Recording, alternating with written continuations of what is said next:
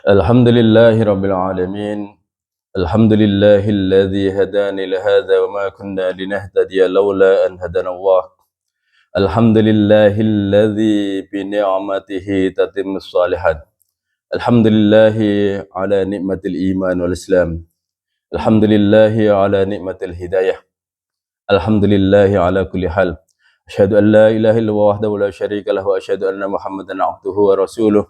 Allahumma salli wa sallim wa barik ala sayyidina Muhammad wa ala alihi wa sahbihi ajma'in. Rabbi israh li sadri wa yassir li amri wa hlul 'uqdatam min lisani yafqahu qawli. Rabbi zidni ilma warzuqni fahma. Allahumma la sahla illa ma ja'altahu sahla wa anta taj'ala al-hasana idza syi'ta sahla. Hasbi Allahu la ilaha illa huwa alayhi tawakkalna wa huwa rabbul 'arsyil 'azim. Hasbunallahu wa ni'mal wakeel ni'mal maula wa ni'man nasir la haula wa la quwwata illa billahil 'aliyyil 'azim. Allahumma ahsin aqibatana fil umuri kulliha wa ajirna min khizyi dunya wa adzabil akhirah. Allahumma rabbana atina min ladunka rahmah wa hayyi' lana min amrina rasyada. Allahumma kfina bi halalika an haramik wa aghnina bi fadlika man siwak. Allahumma kfina bi halalika an haramik wa aghnina bi fadlika man siwak. Allahumma kfina bi halalika an haramik wa aghnina bi fadlika man siwak. Rabbana atina fid dunya hasanah wa fil akhirati hasanah wa qina adzabannar. Wa sallallahu ala sayyidina Muhammad wa ala alihi wa sahbihi wasallam wa akhiru da'wana alhamdulillahi rabbil alamin. Alhamdulillahi rabbil alamin. Bersyukur kita kepada Allah Subhanahu wa taala bahwa pertemukan kembali kita di pagi yang mulia, di bulan yang mulia ini insyaallah. Sebelum kita lanjutkan kajian tentang faraid kita di awal Ramadan, tepatnya di tanggal 2 ini, izinkan saya menyampaikan nasihat singkat yang mudah-mudahan kita bisa laksanakan bersama-sama di bulan yang mulia ini. Yang pertama, bulan Ramadan adalah syahrus syam. Maka tugas setiap kita, setiap tahun kita ketemu Ramadan, dan dengan bertemunya kembali kita Ramadan ini, maka tidak ada pilihan lain kecuali kita harus berikhtiar sungguh-sungguh untuk meningkatkan kualitasnya. Ya, tahun lalu ketemu, tahun sebelumnya ketemu, maka yang membedakan apa? Tentu kualitas. Maka inilah ya yang menjadi agenda utama kita. Yang pertama adalah meningkatkan kualitas saum kita. Caranya bagaimana? Kalau meninggalkan makan minum, meninggalkan ya hubungan suami istri, hal-hal yang membatalkan, tentu sudah kita tunaikan selama ini. Yang menjadi perhatian kita sekarang adalah kita lebih fokus lagi, berhati-hati kepada hal-hal yang bisa mengurangi bahkan merusak pahala puasa kita. Jangan sampai kita sudah berlelah-lelah di dalam bulan Ramadan, tetapi hanya mendapatkan haus dan lapar dan dahaga saja.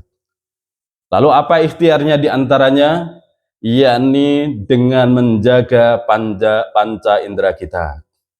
Ya, kita ikhtiarkan, kita jaga pandangan kita. Pandangan dari seluruh hal yang Allah haramkan, baik pandangan pada dunia nyata maupun pandangan pada dunia maya. Jadi seluruh hal yang dilarang oleh Allah, pandangan-pandangan yang tidak halal bagi kita, maka inilah di antara agenda besar kita jauhkan diri kita dari itu semua. Kemudian yang kedua, yakni menjaga lisan kita. Ya, lisan tentu ini perkara yang besar dalam kehidupan kita. Di antara yang merusak pahala saum kita adalah lisan ini. Yakni untuk apa?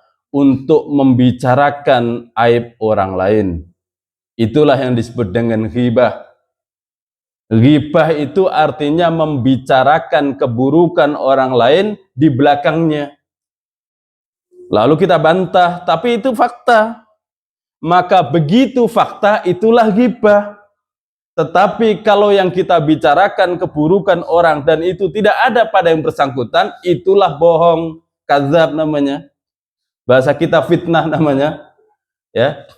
Maka yang kedua, lisan ini harus kita bebaskan diri dari segala hal membicarakan aib orang lain.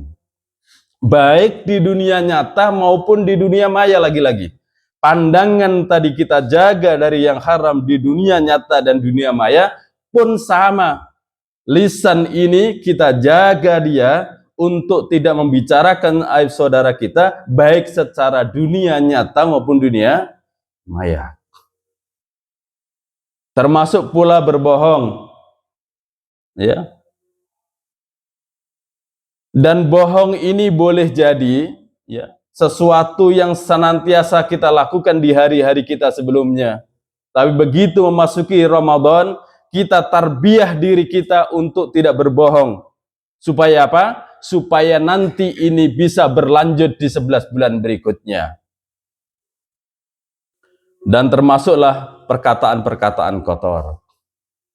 Kemudian yang ketiga, menjaga pendengaran kita.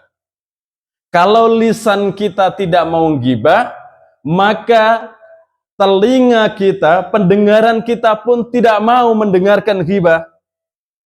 Jangan sampai bilang saya nggak ikut ghibah, dengerin aja tadi. Maka di bulan puasa kita jauhkan pendengaran kita dari segala hal yang bisa merusak saum kita, yakni diantaranya mendengarkan ghibah. Kalau ada yang ghibah di sekitar kita, bagaimana? Satu, ingatkan bahwa ini tidak boleh dilanjut. Kalau yang bersangkutan tetap lanjut, kita tinggalkan. Jadi kalau ada yang ngajak ghibah kita, kita bilang ini dilarang oleh Allah Ta'ala. Kita sedang melatih diri kita di bulan Ramadan untuk tidak ghibah. Kalau dia tetap berkira ingin ghibah, kita tinggalkan. Ya, nah itu diantara ikhtiar-ikhtiar kita yang itu menjadi jauh lebih berat sesungguhnya daripada menjaga makan dan minum. Ya, menjaga lisan, menjaga pandangan, menjaga pendengaran itu jauh lebih berat dibanding dengan sekedar menahan makan minum. Kalau sekedar makan dan minum, anak yang baru balik pun sanggup. Jadi anak-anak kita itu yang di usia-usia balik, bahkan tamyiz di atas 12, 13 sebagiannya sudah bisa saum, itu sanggup mereka menahan makan dan minum. Tapi kita yang sudah hidup puluhan tahun ini tentu tidak boleh pada masa kita ini seperti kelakuan anak-anak, hanya sanggup menahan makan dan minum. Itu yang agenda pertama kita, yakni meningkatkan kualitas saum kita. Yang kedua, di dalam bulan Ramadan ini tentu yang menjadi agenda utama kita adalah meningkatkan sholat. Meningkatkan kualitas dan kuantitas. Kualitas tentu untuk salat fardu, kuantitas tentu untuk salat-salat sunnah. Maka di antara meningkatkan kualitas salat fardu, menunaikan berjamaah di masjid. Ya. Kemudian untuk meningkatkan kualitas salat sunnah banyak macamnya. Maka ini Ramadan kita tingkatkan salat kita. Kita tingkatkan rukuk sujud kita. Kita nikmati keindahan rukuk dan sujud di siang maupun di malam harinya. Maka ini diantara isi Ramadan. Bahkan kalau di bulan yang lain kita hanya sanggup sholat isya itu sekali sepekan, maka upayakan di bulan Ramadan itu mestinya lebih dari sekali. Ya, kalau di bulan lain kan kita hanya sekali kadang, ya. Maka di bulan Ramadan upayakan lebih dari sekali, syukur-syukur bisa tiap hari. Yakni sholat subuh berjamaah, tetap di masjid dalam keadaan berzikir kepada Allah, terbit matahari tunggu sampai naik 1 tombak, 15 menit kemudian kita sholat isya 2 rakaat, maka itu pahalanya sebagaimana Allah kabarkan melalui lisan Rasulullah SAW, yakni mendapatkan pahala haji dan umrah sempurna. Yang kedua, yang ketiga, di antara program besar kita dalam mengisi Ramadan adalah memperbanyak interaksi dengan Al-Quran. Ya, maka ini sudah masuk hari kedua. Mestinya normalnya, minimalnya kita sudah dapatlah ini lebih dari 30 halaman mestinya sudah. Jadi sudah satu juz kemarin sudah selesai, ini sudah separuh jalan. Dari maghrib sampai subuh ini sudah separuh jalan, tinggal separuh lagi. Subuh sampai maghrib separuh jalan lagi. Jadi mestinya kita sudah dapat 1 juz setengah, 30 lembar. Mestinya ya, 30 halaman. Jangan sampai tidak khatam dalam 1 Ramadan. Ya. Betapa malunya kita kepada Allah. Sudah datang Ramadan, tidak khatam juga 1 bulan. Yang keempat, di antara program pokok kita, jadi 1 meningkatkan kualitas saum, 2 salat, 3 interaksi Al-Quran, kemudian yang keempat infak sedekah. Bulan Ramadan adalah bulan infak, perbanyak infak. Rasul pun begitu. Rasul adalah manusia yang paling dermawan di muka bumi ini, dan beliau lebih dermawan lagi ketika memasuki bulan Ramadan. Maka jangan sia-siakan hari-hari di bulan Ramadan, baik di siang maupun di malamnya. Isi dengan infak. Upayakan tidak ada siang ataupun malam yang kita absen dari infak. Infak malam berarti traweh, waktu traweh difasilitasi sama DKM. Infak siangnya di waktu subuh. Jadi infak siang, infak malam, dua-duanya difasilitasi DKM. Ya. Maka upayakan full kita insya Allah infaknya di siang maupun malam. Sesuai kadarnya masing-masing. Tetapi yang jelas kita ikhtiarkan untuk itu. Kalau bulan Ramadan tidak kita isi dengan infak, kapan kita mau memulainya? Lalu muncul pertanyaan, kalau gitu apakah infak bulan Ramadan saja? Tidak tentu. Maka dengan kita menguatkan tekad untuk infak di siang dan malam di Ramadan, maka mudah-mudahan Allah mudahkan kita untuk mengisi 11 bulan yang akan datang juga hari-harinya dengan berinfak. Ya, itu yang keempat. Yang kelima, di antara program Ramadan kita adalah dengan memperbaiki muamalah dengan manusia. Ya, perbaiki muamalah dengan manusia. Inilah momentum untuk kita saling menguatkan, ya, bahwa kita hendak berubah menjadi yang lebih baik. Dan perubahan itu diantaranya yakni memperbaiki kualitas hubungan kita dengan manusia. Maka Bapak dan Ibu yang Allah muliakan, itu saja barangkali sebagai mukaddimah. Maka selanjutnya kita lanjutkan pembahasan kita, ya, tentang fikih waris faraid.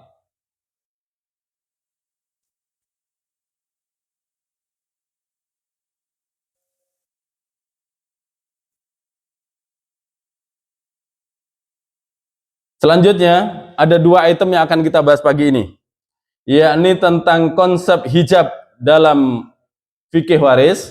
Yang kedua, bagaimana cara menghitungnya. Ya. Pada bab pertama, yakni tentang konsep hijab.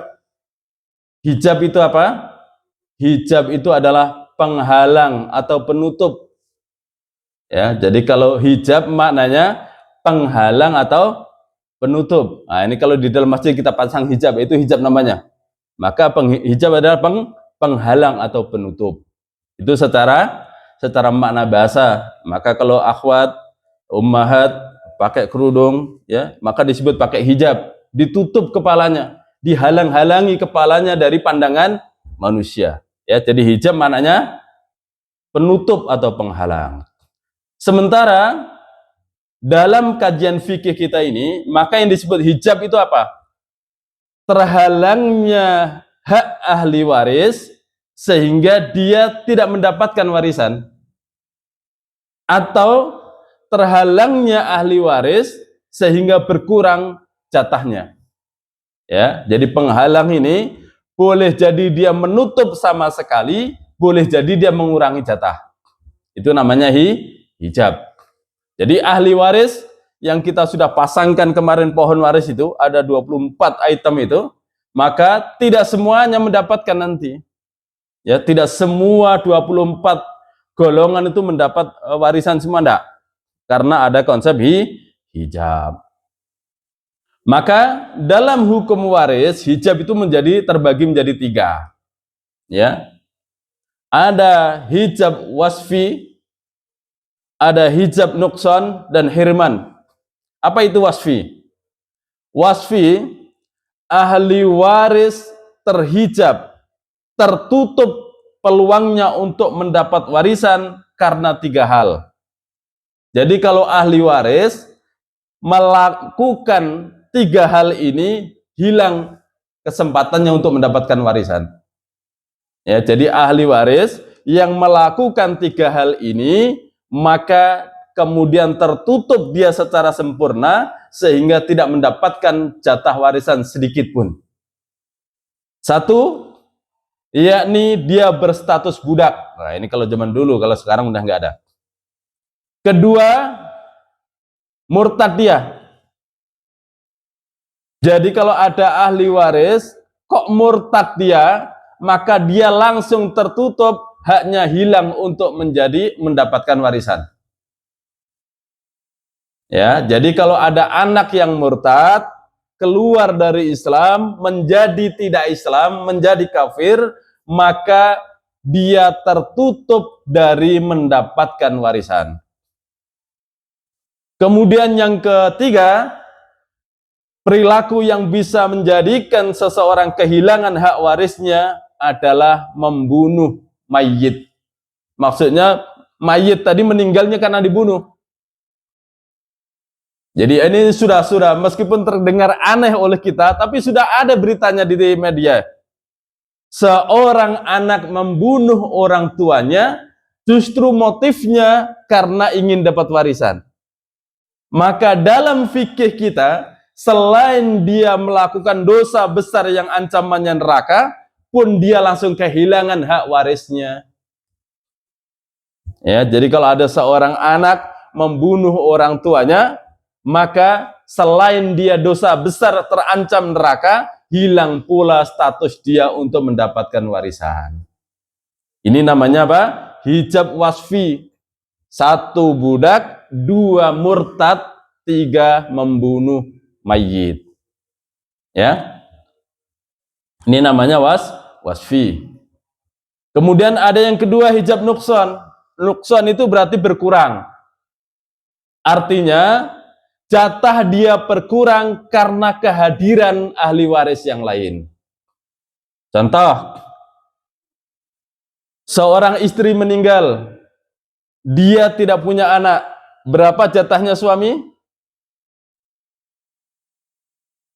Ini sudah mau selesai pembahasan ini. Jangan lupa.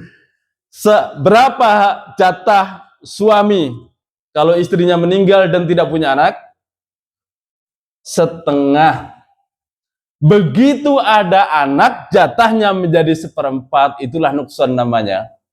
Ya, jadi dari setengah menjadi 1/4. Sebaliknya, suami meninggal, istri menjadi ahli waris, tidak punya anak, berapa jatahnya dia? 1/4. Begitu punya anak, jatahnya menjadi 1/8. Itulah nukson. Ya, itulah nukson. Maka berkurangnya ini karena kehadiran ini, itulah namanya terhijab dia. Ya. Kemudian yang ketiga, ini yang menjadi fokus kita. Kalau 1 tadi gampang, begitu dia budak, begitu dia murtad, begitu dia kafir, sudah dikeluarkan, enggak dihitung-hitung lagi. Kedua, berkurang. Yang ketiga, hirman. Inilah yang lebih banyak fokusnya. Hirman itu adalah ahli waris yang banyak itu bisa terhalang sempurna oleh kehadiran ahli waris yang lain, sehingga dia memang nggak jadi dapat. Ya, jadi ahli waris yang banyak, yang totalnya kemarin 24 itu, kemudian ada kehadiran ahli waris yang lain, sehingga dia tidak mendapatkan warisan sama sekali. Itulah yang disebut dengan terhalang. Ya. Jadi di antara kendala menuntut ilmu setelah berkeluarga, dia dapat ilmu, kemudian besok ketutup urusan rumah tangga, urusan belanja, urusan bayar sekolah, sebagainya, hilang lagi. Ya begitu ditanya bukan depannya, apalagi sudah nggak ada lagi tersisa. Nah, itulah ya. Baik. Jadi jumlah ahli waris yang banyak itu ada terbagilah menjadi ring 1, ring 2. Ya, ada ring 1, ring 2. Kalau dia ring 1, tentu tidak akan pernah terhalang, namanya juga ring 1. Jadi di tabel itu yang berada persis di lingkaran pertama mayit itulah ring 1. Dan dia tidak akan pernah terhalang oleh siapapun. Jumlahnya hanya 6. Suami, istri, itu di sebelah kirinya itu ya, nggak akan terhalang dia. Jadi kalau suami yang meninggal, istri ring 1. Istri yang meninggal, suami ring 1. Nggak pernah terhalang. Kemudian ke bawah, furuk. Ada anak laki-laki, anak perempuan, ring 1 ya. Anak laki-laki, anak perempuan. Tidak akan pernah terhalang. Kemudian ke atas, usul. Ada ayah, ada ibu. 6 inilah ring 1 yang tidak pernah terhalang. Bahkan dia menjadi penghalang nantinya. Jelas ya? Jadi ke atas ada ayah ibu ring 1-nya, ke samping itu ada suami atau istri, ke bawah ada anak laki, anak perempuan. Itu tidak akan pernah terhalang. Jadi diingat ring 1-nya hanya ada 6. Faktanya sebenarnya 5. Jadi kalau suami yang meninggal, berarti ring 1-nya istri, ayah, ibu, anak laki, anak perempuan. Ya, sebetulnya 5 ya. Karena ini dianggap 6 karena yang meninggal boleh jadi istri, boleh jadi suami, ya. Dan umumnya yang sering terjadi warisan itu hanya ini umumnya. Ya, jadi kejadian umumnya itulah sebetulnya menghitung waris itu nggak sulit karena umumnya ini ring 1 ini saja. Hanya keadaan tertentulah yang dia melebar sampai ke ring 2. Tapi secara umum yang terjadi di kita itu ring 1 sudah. Jadi dia berhenti di ring 1 sudah. Maka nanti akan kita buktikan betapa mudahnya menghitung waris. Ya, karena mudah. Jadi kalau nanti bagi nggak usah panggil saya. Takut pengen pula. Ya, jadi 5 ya. Maka yang 5 ini tidak pernah terhalang dan dia bahkan nanti menjadi penghalang. Baik, kita ke bawah sekarang. Jadi di bawah itu ada anak laki. Anak laki ini menghalangi seluruh yang di samping sebelah itu, sebelah Hawashi namanya ya. Ada saudara kandung, ada saudara laki-laki kandung saya seibu, saudara kandung namanya kan. Ada saudari kandung, ada saudari seayah saja, saudara seayah saja, itu semua termasuk paman, keponakan semua langsung ke blok. Ya, jadi begitu anak laki-laki hadir, yang Hawashi yang sebelah kanan itu ketutup semua. Keponakan, saudara, segala macam. Ya. Kalau kehadiran anak laki-laki. Lalu anak perempuan justru tidak. Anak perempuan tidak menghijab. Itulah bedanya. Kalau anaknya perempuan saja, statusnya kemarin sebagai apa? Sebagai bagian pasti. Tapi begitu anak laki-laki, dia menjadi asobah. Masih ingat? Ini pelajaran sebelumnya lagi nih. Bulan sebelumnya lagi. Jadi ada furud, ada asobah. Anak laki-laki ini sebagai asobah dan sebagai sekaligus penghalang. Kemudian ke atas sekarang. Yang menjadi penghalang. Jadi ke bawah penghalangnya siapa? Anak laki-laki. Itulah ada di antara ungkapan di kita kan, kalau seseorang punya laki-laki, sudah berarti hartanya nggak bisa kemana-mana lagi. Memang begitu fikirnya. Jadi seseorang, berapapun hartanya, kalau dia sudah punya anak laki-laki, walaupun 1, nggak akan kemana-mana tuh harta.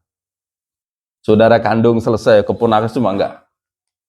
Ya, tapi kalau dia nggak punya anak laki-laki, bisa jatuh ke saudara kandung mayit. Tapi kalau anak laki-laki sudah hadir, tidak. Ayah ke atas sekarang. ayah yang ke atas itu menghijab juga yang di atasnya dan di sampingnya.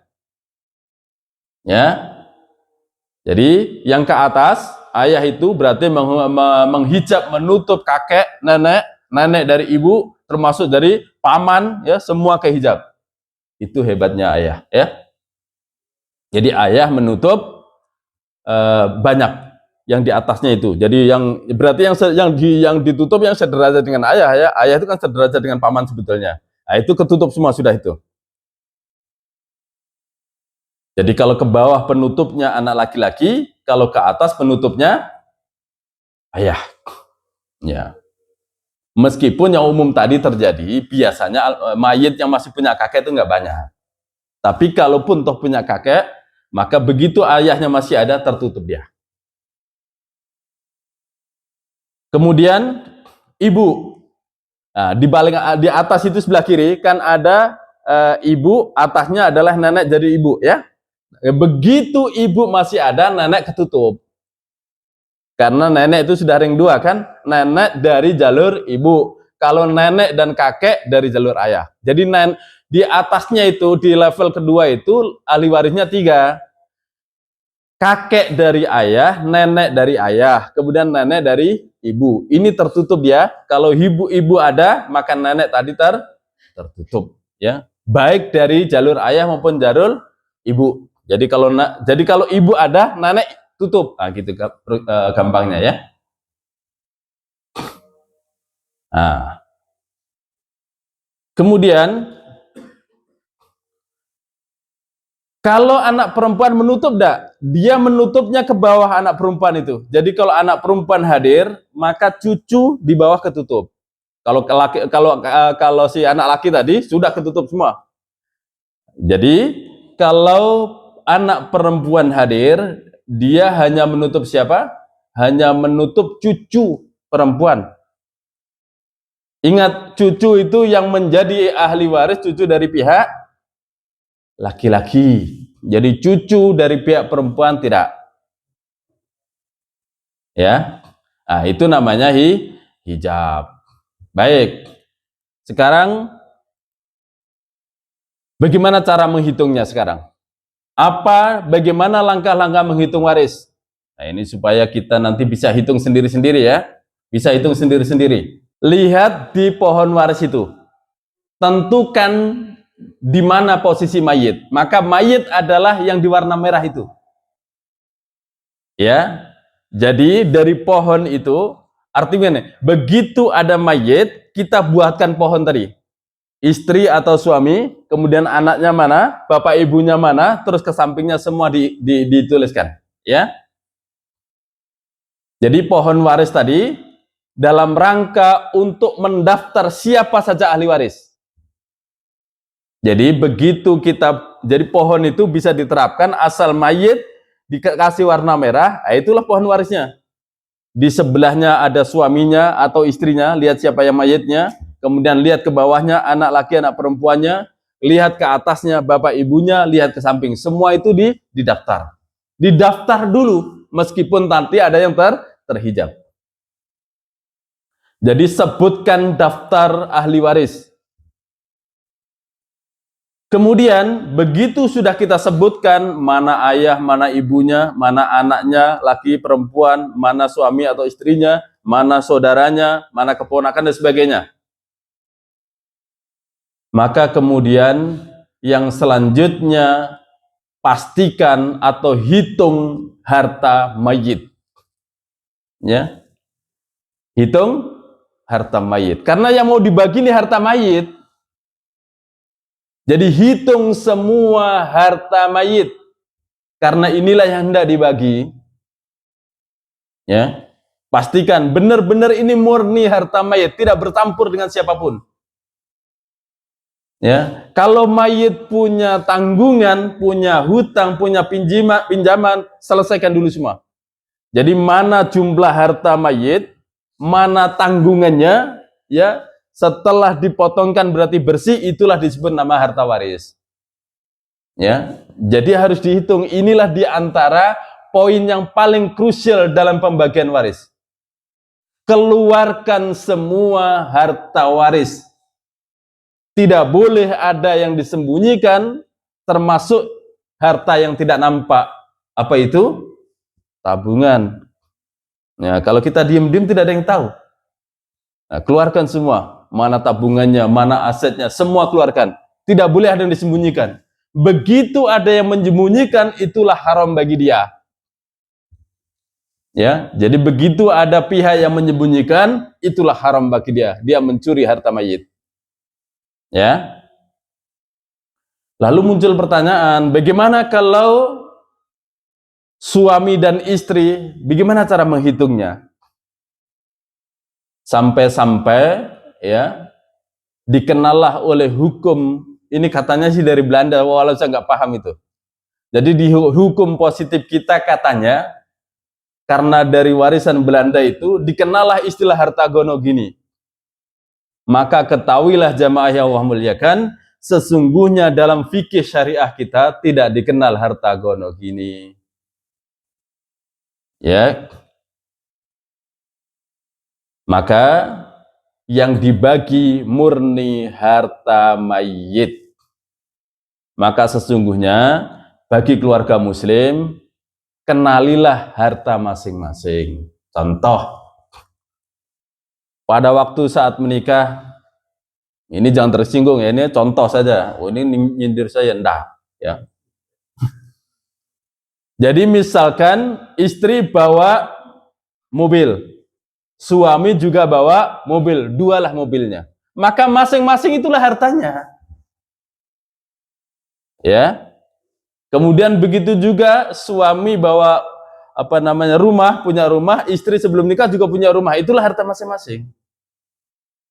Ya. Dan kemudian istri dulunya sudah punya karena perempuan, punya tabungan emas, punya gelang, punya cincin, punya kalung ya. Maka itulah harta istri. Yang apabila suami meninggal, ini tidak dibagi karena itu hartanya istri. Lalu bagaimana kalau waktu menikah dua-duanya tidak bawa apa-apa? Kemudian keduanya menikah, kemudian mereka melangsungkan kehidupan, Allah berikan rezekinya, karena begitulah janji Allah Ta'ala. Apabila seseorang itu menikah, kemudian Allah yang mengkayakan mereka. Ya, maka bagi para pemuda jangan takut nikah. Kalau sudah ada calon nikah, nikahlah. Nanti Allah yang bikin kaya. Lah kalau yang ini terjadi, maka pun demikian faktanya harta itu jelas identifikasinya sebetulnya. Contoh, memang yang diketahui, contoh yang paling gampangnya, diketahui istri akhirnya menjadi ibu rumah tangga murni. Suamilah yang bekerja. Maka kemudian dia beli rumah, ya, jadilah itu rumah, meskipun belinya setelah nikah, tapi suami yang bekerja, istri di rumah. Maka sesungguhnya rumah itu rumah suami harta. Pun demikian, kemudian dia nabung beli mobil, maka mobil itu sesungguhnya juga milik suami. Jelas ya? Nah, kemudian di tengah perjalanan, ini contoh saja lagi-lagi ya, jangan tersinggung. Kemudian di tengah perjalanan, mertuanya meninggal, istri dapat warisan, dapatlah dia 500 juta, dia bawa pulang ke rumah, maka itulah harta istri. Ya, itulah harta istri. Nah, maka yang dibagi adalah harta mayit. Baik. Ya. Kemudian, jadi setelah dilihat pohon warisnya tadi, didaftar semua, hartanya dihitung, kemudian yang selanjutnya, langkah selanjutnya adalah, maka kita tetapkan mana yang terhijab. Dicoret-coret saja. Ya, oh ini bapaknya masih ada, berarti atas langsung coret, nenek, kakek coret hilang. Oh bapaknya masih ada, berarti saudaranya, saudara kandungnya, laki perempuan coret semua, paman semua coret semua. Ya. Nah, kemudian oh dia punya anak laki dan perempuan. Oh kalau begitu cucunya coret semua, karena dia punya anak laki perempuan. Nah sudahlah, tinggal inti berarti, tinggal yang 5 tadi yang tidak pernah terhalang. Berarti tinggal suami atau istrinya, kemudian ayah ibunya, kemudian anak laki perempuan, itu saja tinggal 5. Ya, itu caranya. Dan lagi-lagi itulah yang paling banyak terjadi. Paling banyak terjadi. Kalau sudah ada, berarti yang langkah selanjutnya, berarti ahli warisnya tinggal 5 nih. Ya, ternyata dia masih muda, memang masih punya bapak, masih punya ibu, punya anak laki, anak perempuan, ya, punya pasangan. Berarti ahli warisnya ada 5. Maka langkah selanjutnya, hitung dulu jatah furudnya. Bagian pasti kemarin kita sudah hitung kan. Bagian pasti kan ada 6 macam ya. Jadi setengah, seperempat, seperlapan, ya, seperenam, sepertiga, 2/3. Ya, ingat setengah buat siapa? Suami nggak punya anak. Seperempat buat siapa? Suami juga punya anak. Ya, atau istri nggak punya anak. Seperlapan buat siapa? Istri punya anak. Seperenam buat siapa? Buat ibu. Sepertiga buat siapa? Ibu juga. Apa setengah? Setengah itu bisa suami, bisa juga anak perempuan tunggal. Kemudian 2/3 dia punya anak perempuan saja tapi lebih dari 1. Nah, itu dikeluarkan dulu. Ya, jadi furudnya itu dikeluarkan dulu. Sisanya itulah asobah. Ya. Jadi bagian pasti dikeluarkan dulu jatahnya, sisa itulah asobah. Ya. Nah, kalau sudah di tangan asobah, sudah berarti harta itu selesai. Ya. Siapa asobah? Asobah itu jalur laki-laki, anak laki-laki, cucu laki-laki dari anak laki-laki, ya, dan seterusnya, termasuk saudara laki-laki sekandung. Jadi pihak laki-laki asobah itu, ya, itu cara menghitungnya. Baik, sekarang kita prakteknya. Bagaimana cara pembagiannya? Sebenarnya kita sudah singgung di pertemuan setelahnya. Contoh, suami meninggal, dia memiliki 1 istri. Maka berapa jatahnya? Berapa jatahnya istri? 1/4. Baik. Kemudian suami meninggal, dia punya istri dan anak laki-laki 1. Maka berapa ahli warisnya ini? Jadi dia ayah ibu nggak punya. Ya, dia hanya punya istri dan 1 anak laki-laki. Ya, saudara banyak, saudara masih ada, keponakan, paman masih ada. Jadi ayah ibu nggak ada. Jadi almarhum ini sudah tidak punya ayah, tidak punya ibu. Tapi dia punya saudara kandung, laki dan perempuan, termasuk punya paman. Tapi dia punya anak laki-laki. Berapa ahli warisnya totalnya? 2 saja. Istri dan anak laki-laki. Tadi saya bilang anak laki-laki ini menjadi penghijab, menjadi penutup, sehingga pihak lain sudah selesai. Kemudian bagaimana cara baginya? Almarhum meninggalkan harta. Dia punya 1 istri dan 1 anak laki-laki. Istri dapat 1/8. Sisanya itulah anak laki-laki, disebut asobah. Sudah sesederhana itu. Ya, dan prakteknya memang di masyarakat sesederhana itu. Ya, sesederhana itu. Contoh lagi, suami meninggal, dia meninggalkan 1 orang istri, anak perempuannya 1, ayah ibu sudah nggak ada, tapi dia masih punya saudara, saudara kandungnya masih ada. Bagaimana cara ngitungnya? Istri dapat 1/8, anak perempuan 1 dapat, tadi baru saya ulang, ayo siapa, berapa? Dapat setengah. Jadi 1/8 untuk istrinya, setengah untuk anak perempuan tunggalnya, sisanya ke asobah. Ya, sisanya ke asobah.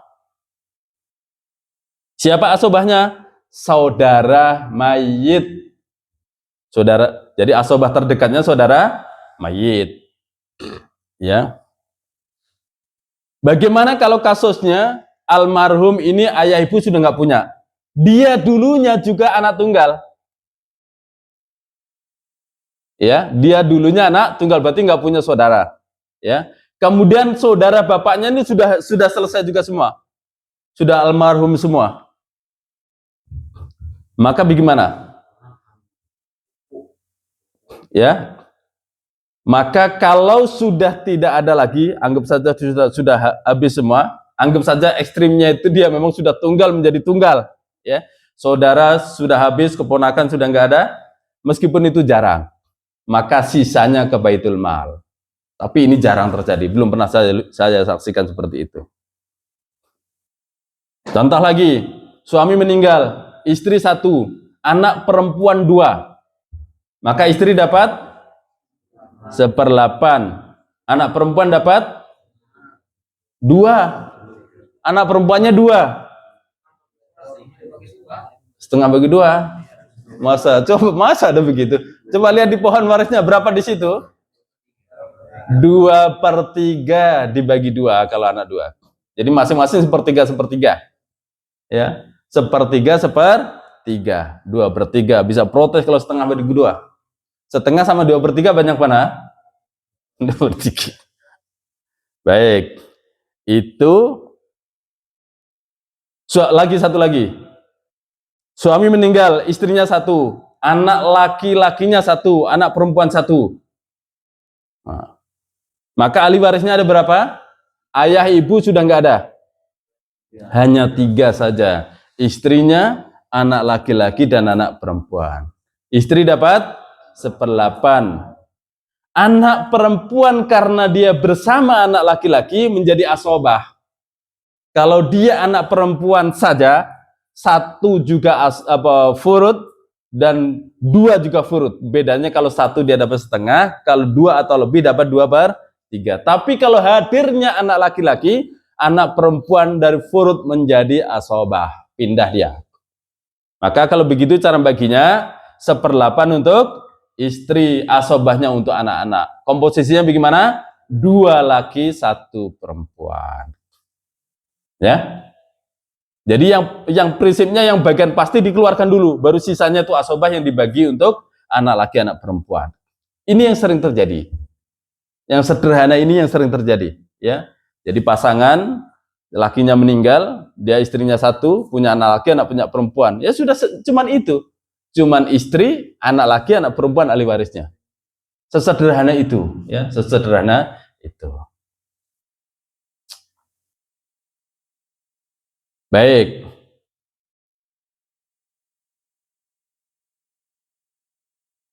Kemudian ini tadi yang suami meninggal. Kalau istri yang meninggal, kalau istri meninggal tidak punya anak, jatah suami berapa? Setengah, ya. Kalau punya anak jatahnya 1/4. Ada istri meninggal, dia meninggalkan suami, anak laki 1. Ayah ibunya sudah nggak ada. Berarti ahli warisnya ada berapa? Ada 2 saja, suaminya dan anak lakinya. Suami dapat 1/4, sisanya asobah ke anak laki-laki. Ya. Contoh lain, istri meninggal, dia meninggalkan suami, anak perempuan 1, maka suami dapat 1/4, anak perempuan tunggal dapat setengah, sisanya itulah asobah. Ya, asobah. Dia siapa di antara asobah itu? Yang ring terdekatnya adalah saudaranya almarhumah. Ya.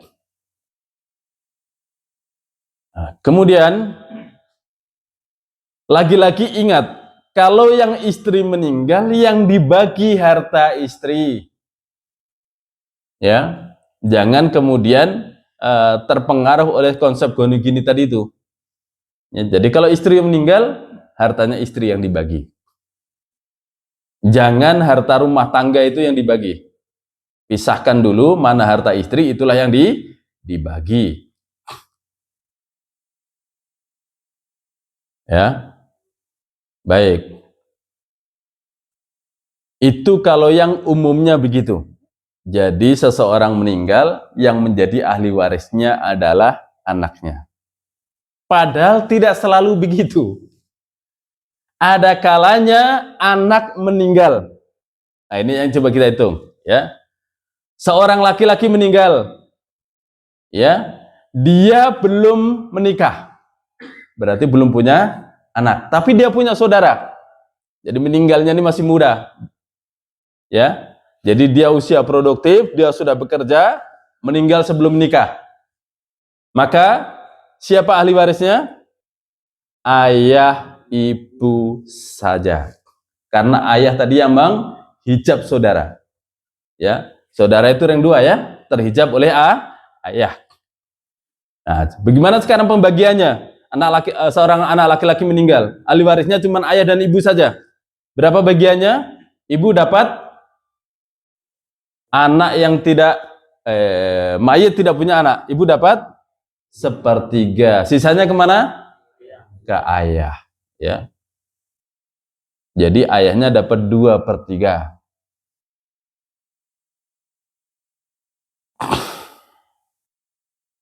Ya, baik anak laki maupun anak perempuan sama. Jadi kalau anak meninggal, dia belum menikah, maka ahli warisnya hanya ayah ibu. Dia tidak punya keturunan kan berarti kan, karena belum menikah. Baik, sekarang coba kita hitung.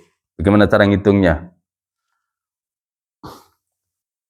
Seorang suami meninggal, setelah dihitung semua, jadi tadi konsepnya kan ahli waris dipetakan semua. Kemudian yang hijab-hijab dicoretin, sehingga tinggal ahli waris penerima, sudah dibikin. Kemudian harta dihitung, semua harta mayit dihitung, dikurangi kewajiban mayit, membayar hutang, pinjaman, dan sebagainya. Tersisalah 160 juta. Dia memiliki istri 1, anak perempuan 1, anak laki-laki 1. Maka ahli warisnya berapa? Siapa? Istri, anak perempuan, anak laki-laki. Itu ya. Istri dikeluarkan dulu. Berapa tadi istri? 1/8. 1/8 dari 160? 20. Langsung dikasihkan. Ya. Baik. Sisanya jatuh kepada anak. Anak 2, berarti sisanya berapa? 160 dikurangi 20, sisanya 140. 40 itu kemudian 1 anak laki, 1 anak perempuan. Berarti berapa pembaginya? 3. Ya. Jadi dibagi 3, 1/3 dari 140 punyanya anak perempuan, 2/3 dari 140 punya anak laki-laki. Sesederhana itu. Ya. Kasus lain, seorang suami meninggal, dia hanya punya anak perempuan 1 dan istrinya 1. Berarti ini tidak punya penghijab. Ya. Jadi dia ahli warisnya ternyata cuman istri 1, anak perempuan 1. Dia tidak punya penghijab. Ayah juga sudah nggak ada, anak laki-laki nggak ada. Maka berarti berikutnya dapat siapa dia? Saudaranya almarhum, saudara laki almarhum. Ternyata dia punya saudara laki-laki 1. Ya, saudara laki-laki 1. Maka pembagiannya tadi, istri 1/8 dikali 160, 20. Anak perempuan karena tunggal dapat setengah. Setengah dari 160. Jadi 80 untuk anak ya. Sisanya asobah jatuh ke saudara laki-laki almarhum. Berapa sisanya? 60. Langsung ada protes, loh istrinya kok sedikit. Bagaimana ini urusannya? Itulah ya. Bahaya katanya. Yang bahaya masyarakatnya, bukan hukum fikihnya. Ya. Yang bahaya siapa? Masyarakatnya.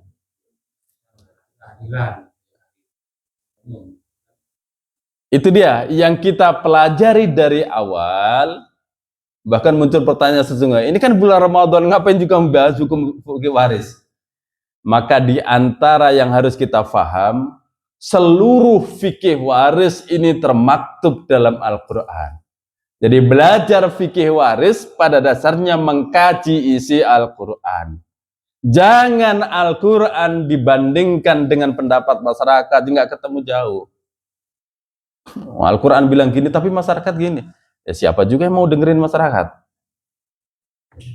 Ya, jadi tidak pernah bisa dibandingkan kalam Allah dengan kalam manusia. Ya. Nah, maka sesungguhnya penghitungan waris ini bukanlah ilmu yang terlalu jelimet, tetapi yang pasti untuk prakteknya butuh iman yang mapan. Ya, jadi saya ulang, pembagian waris secara fikih bukanlah disebabkan ruwetnya fikihnya, tetapi dibutuhkan kemapanan iman untuk menerapkan hukum fikih, dan seluruh hukum fikih ini termaktub dalam Al-Quran.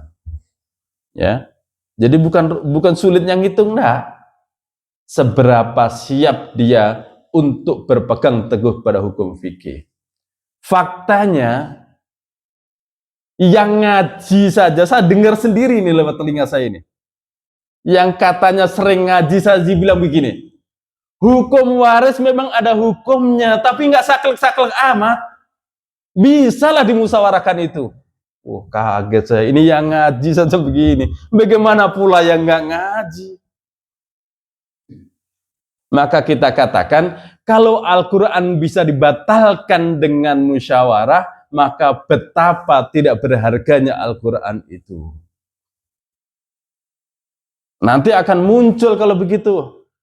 Perintah puasa Ramadan termaktub dalam Al-Quran. Kemudian masyarakat musyawarah, bagaimana ini kita musyawarahkan? Ya. Al-Quran bilang, "Tsumma atimmus syiyama ilal lail." Sempurnakanlah puasamu sampai malam. Ilal lail di sini yang dimaksud adalah muqaddimatul lail, awal malam yakni maghrib. Musyawarahlah masyarakat. Kasihan sebetulnya kalau sesaklek itu, apa nggak bisa kita jadikan asar lah gitu? Rusak agama kalau hanya dibantah dengan musyawarah kepekatan dahak, ya. Jadi hukum waris tidak bisa dibatalkan dengan mufa. Nah, ada lagi saya tuh dengar begini. Ini lagi-lagi orang yang ngaji. Ada wasiat dulu dari bapak sudah bilang, nanti bagi rata saja, supaya tidak ada cekcok di antara anak-anak saya.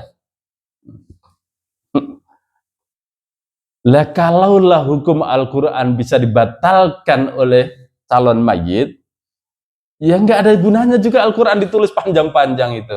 Toh bisa dibatalkan. Enggak ya? Dengan atau tanpa wasiat, hukum waris tetap harus ditegakkan. Bahkan seluruh wasiat yang tidak sahih, dia batal di depan hukum fikih kita. Ya, jadi kalau ada orang tua mewasiatkan bagi rata saja supaya nggak cekcok, maka dia batal demi hukum. Dibatalkan oleh fikih kita. Ya. Baik, demikian sudah jam 6:05, ada 5 menit lagi sebelum syuruk. Silahkan ditanyakan sebelum kita tutup. Tinggal satu pembahasan lagi sesungguhnya dalam fikih waris ini tentang penyimpangan pembagian waris di Indonesia. Dan penutupnya adalah penyimpangan pembagian waris di Indonesia. Ya, demikian. Silahkan sebelum kita tutup kalau ada yang ditanyakan. Assalamualaikum Ustadz. Wassalamualaikum warahmatullahi wabarakatuh. Ya, izin bertanya tadi, jika misalnya suami istri yang baru menikah lalu misalnya istrinya menjadi ibu rumah tangga, itu kan mendapat nafkah dari suaminya. Ya. Misalnya jika nafkah suaminya itu dikumpulkan oleh istrinya lalu misalnya ditabung menjadi harta istri. Nah, nanti apakah ketika istrinya itu meninggal itu menjadi hitungannya adalah harta istri? Lalu yang kedua, jika ahli warisnya itu anak-anak yang belum balik, lalu sudah ada pembagian untuk anaknya dan itu misalnya dikelola atau diinvestasikan oleh misalnya istrinya sampai ketika dia balik lalu dibagikan, apakah misalnya dapat misalnya 10 juta lalu setelah dia balik jadi 100 juta, itu apakah semuanya diberikan kepada anak atau seperti apa? Terima kasih Ustaz. Lagi-lagi hindari ya bercampur aduknya harta suami istri. Ya, campur aduknya harta suami istri. Sesungguhnya sebetulnya kita yang menjalani itu tahu sesungguhnya. Ya, ini harta suami, harta istri itu tahu. Yang ditanyakan, dia ngasih belanja. Belanja ini tadi sesungguhnya adalah untuk seluruh keluarga kan. Maka itulah harta suami sesungguhnya. Jadi harta suami yang untuk urusan belanja ini, itulah harta suami. Makanya ada di antara kalau istri ingin mengeluarkan harta itu di luar kebutuhan belanja, dia harus minta izin suaminya karena itu harta suami. Ya. Maka begitulah statusnya, ya. Jadi dikasih uang belanja misalkan 1 bulan saya kasih kamu 20 juta. Ya, ternyata habisnya cuma 10, sisa 10. Tetap itu harta suami. Ya, harta suami. Kecuali suami bilang, sudah sisa yang 10 buat kamu. Apa namanya ini? Hibah. Kalau hibah maknanya apa? Berpindahlah kepemilikan saat terjadi akad. Ya, jadi istri bilang bulan ini dari 20 uang belanja terpakai 10, sisa 10. Maka suami bilang, sudah 10 buat kamu. Atau kalau pengen lengkap 10 saya hibahkan buat kamu, supaya lebih jelas lagi. Maka saat itu pula 10 ini menjadi harta istri dan kepemilikannya full menjadi istri. Dan penggunaannya bukan untuk urusan keperluan rumah tangga. Karena urusan rumah tangga menjadi kewajibannya. Contoh, ternyata bulan berikutnya kurang. Anak-anak belum bayar SPP. Suami bilang, bayar pakai uangnya kemarin. Maka kalau itu suami pinjam berarti dia. Karena suami istrinya nggak mau, nggak apa-apa. Karena sudah dikasih, sementara kewajiban SPP kewajiban suami. Ya, itulah tadi kenapa pembagiannya tuh suami laki-laki dua kali dari perempuan. Karena kewajiban ada di tangan laki-laki semua. Ya. Jadi anggap saja ingin istrinya bilang bahwa ini hanya akan saya peruntukkan untuk urusan pribadi saya. Boleh. Enggak bisa kalau gitu buat SPP, enggak. Tanggung jawab. Itulah kenapa dapatnya setengah. Contoh lagi. Ini contoh ya, jangan tersinggung pula nanti. Merepot kalau contoh pas itu. Seorang laki-laki meninggal, dia punya 1 laki, 1 perempuan. Sama punya istri, berarti ada 3 ya. Ada istrinya, ada anak laki, anak-anak perempuan. Anak laki-laki kan 2 kalinya dari saudarinya tadi itu. Ya. Kemudian muncul, wah ternyata enak ya bagi anak laki-laki. Oh tunggu dulu. Ketahuilah istrinya mayit, yakni ibunya anak laki-laki. Kemudian anaknya perempuan mayit, berarti saudarinya ini nafkahnya ditanggung oleh anak laki-laki tadi. Jadi kalau anak perempuan dapat setengah dari laki-laki, ini dia hanya untuk dirinya sendiri. Sementara si anak laki-laki, ibunya butuh apapun, dia harus cover. Karena dia menafkahi ibunya, pun dia menafkahi saudarinya. Gitu loh. Ya. Jadi jangan pula enak laki-laki dapat, kewajibannya beda, tanggung jawabnya beda. Jadi ingat nih, yang jadi anak laki-laki punya ibu, punya saudari perempuan. Ketahuilah ibumu dan saudarimu itu nafkahnya di pundakmu. Jadi kalau misalkan dia tadi sudah dibagi dan ternyata sudah pada habis.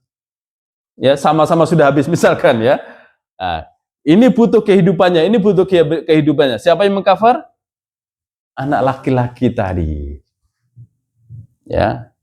Kalau paham ini, sebetulnya anak laki-laki seolah-olah seperti menerima banyak, tetapi faktanya tanggung jawabnya juga banyak, ya.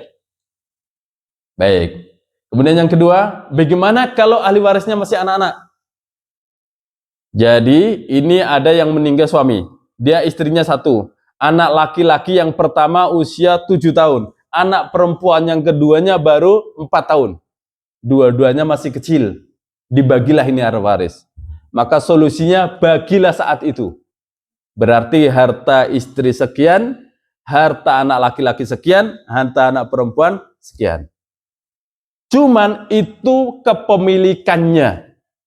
Jangan diserahkan pada saat itu. Kapan menyerahkannya? Nanti kalau dia sudah beranjak dewasa, sudah tahu cara memanfaatkan harta.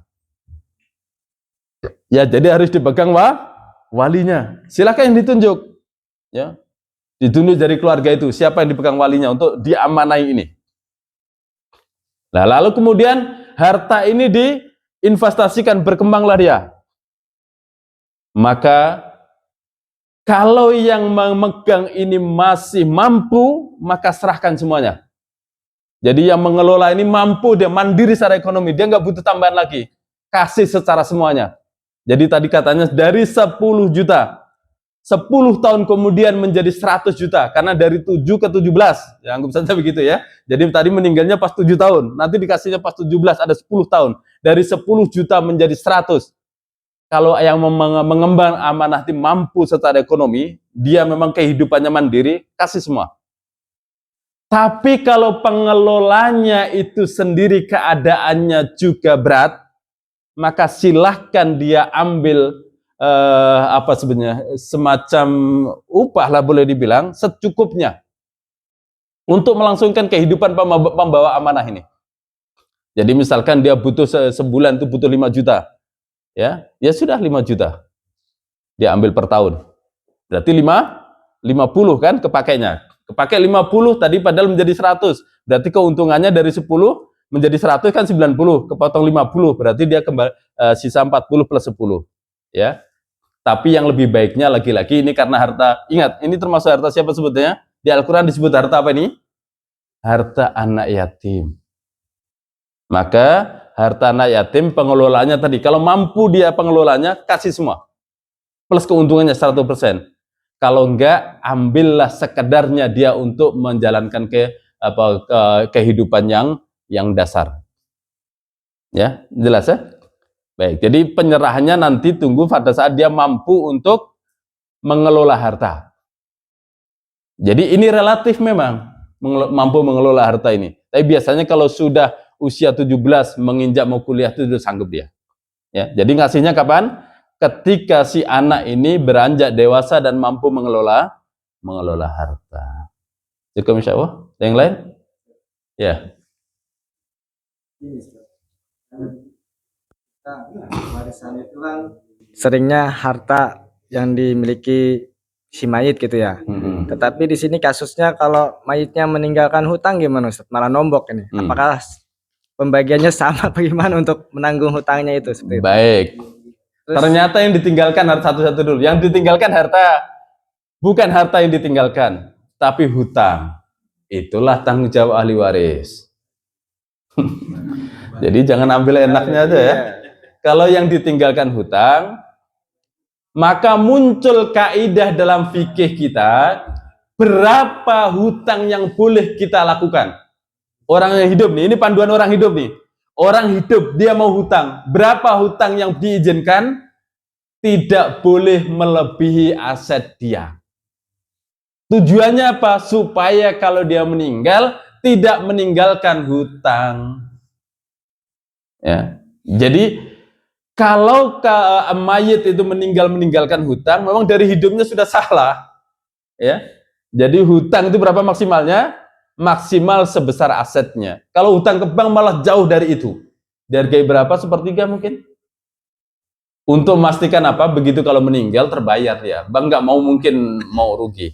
Ya. Jadi kalau ada mayit meninggalkan hutang, memang dari hidupnya sudah salah. Panduan bagi yang hidup, maksimal hutang harus tidak boleh melebihi aset. Yang kedua gini Ustaz. Kan si mayit meninggalkan harta warisan itu rumah gitu kan. Rumah itu ditempatin kan. Untuk pembagiannya kan gimana Ustaz? Kan harus dijual dulu atau gimana? Sedang itu ditempatin istrinya, anaknya. Gimana untuk itu? Baik. Peninggalannya berupa rumah tanah.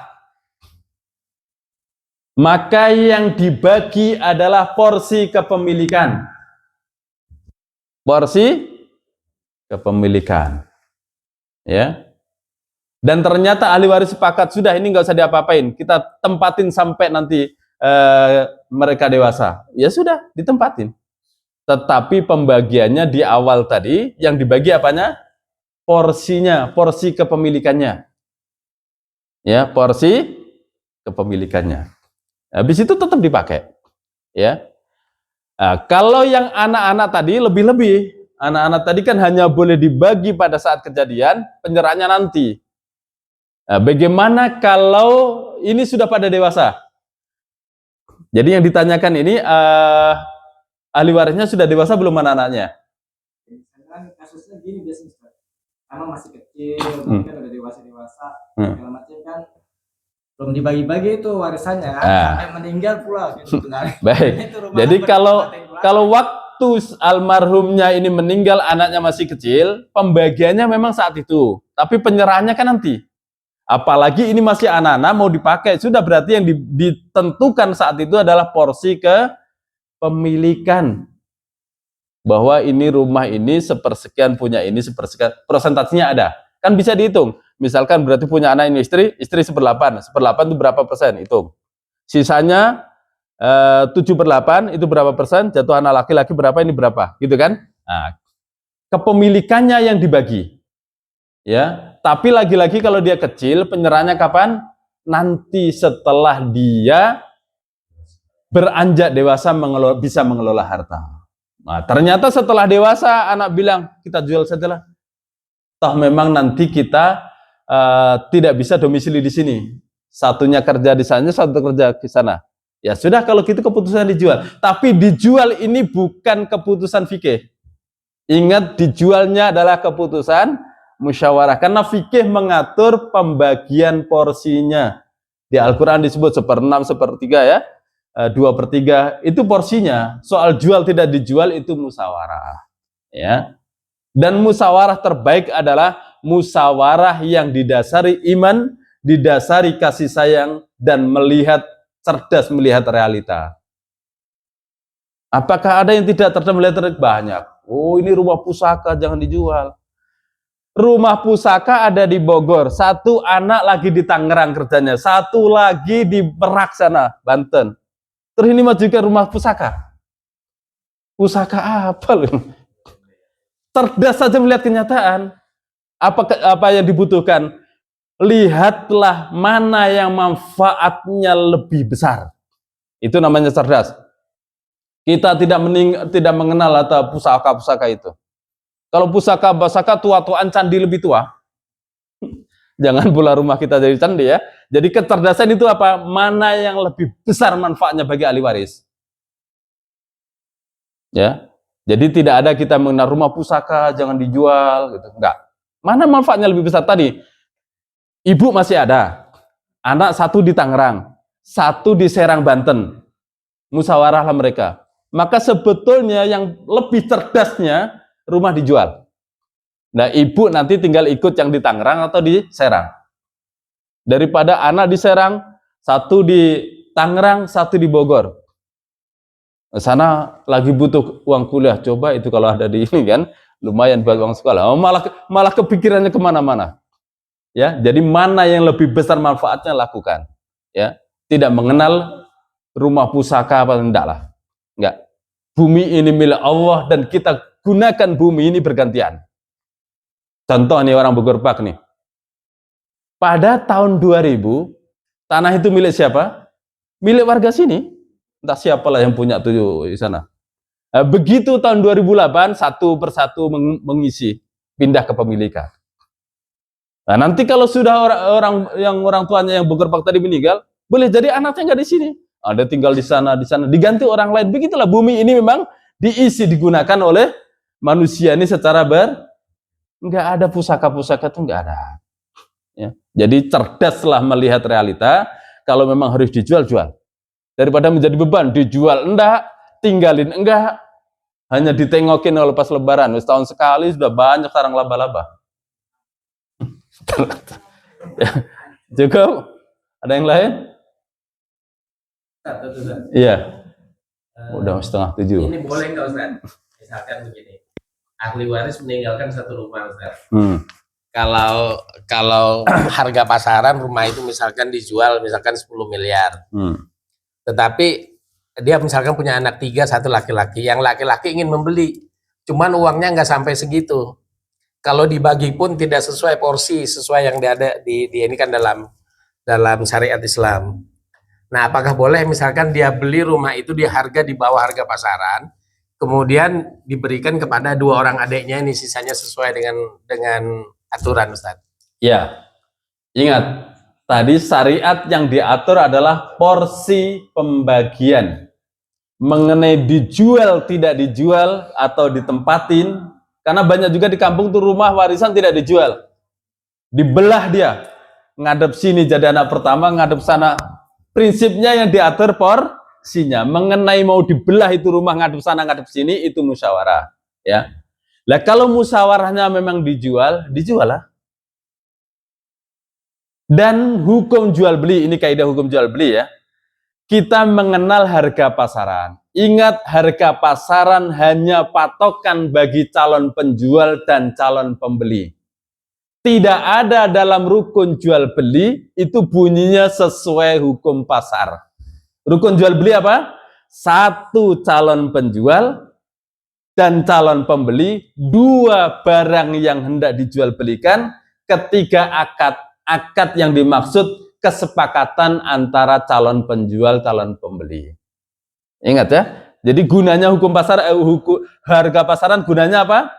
Patokan bagi calon penjual dan calon pembeli. Dia bukan rukun jual beli hanya 3 ya. 1 calon penjual dan pembeli, 2 barang yang mau ditransaksikan, ketiga akad yang dibangun atas ridho birridho. Jadi misalkan kesepakatan harga ini pasarannya 10M, itu hanya patokan, ya. Nah, ternyata deal-lah mereka di angka 6 miliar, sah enggak? Sah asal calon pembeli dan penjual ridho birridho. Jadi ingat ya, harga pasaran hanya patokan, bukan rukun. Maka ada istilah kita kan jual BU. Nah, itu sebetulnya hanya ingin bilang, saya mau loh dibeli dijual di bawah harga pasar.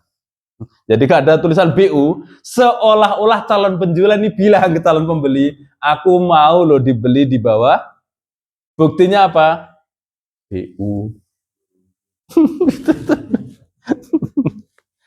Butuh duit kan.